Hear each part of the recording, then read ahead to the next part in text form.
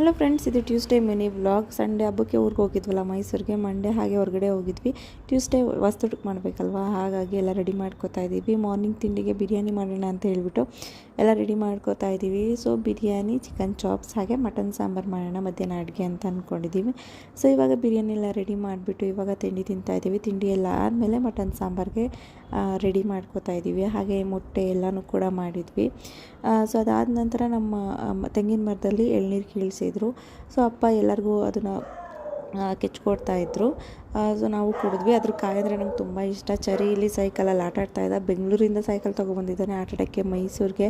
So ಈ cycle ಅವ್ನ favourite ಅಂತಲೇ ಹೇಳ್ಬೋದು. ಸೊ ಮಧ್ಯಾಹ್ನ ಊಟ ಎಲ್ಲ ಮಾಡಿಬಿಟ್ಟು ಚರಿಗೆ ಊಟ ಮಾಡಿಸ್ಬಿಟ್ಟು ಮಲ್ಕೊಂಡ್ವಿ.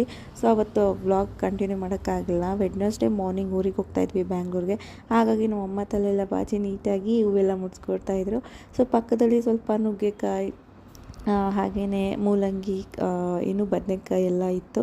ಸೊ ತೊಗೊಂಡು ಹೋಗ್ತಾ ಇದ್ದೀನಿ, ಕೊಟ್ಟರು ಅಮ್ಮ. ಹಾಗೆ ಸರಿ ನನಗೆ ಎಳ್ನೀರು ಬೇಕು ಅಂತ ಆಟ ಮಾಡ್ತಾಯಿದ್ದ. ನಾವು ಹೋಗ್ಬೇಕಾದ್ರೆ ನಮ್ಮಪ್ಪ ಕೊಚ್ಕೊಡ್ತಾ ಇದ್ದಾರೆ ಅವ್ನಿಗೆ ಎಳ್ನೀರನ್ನ. ಅವನು ಕೂಡ ಎಳ್ನೀರು ಕುಡ್ದ.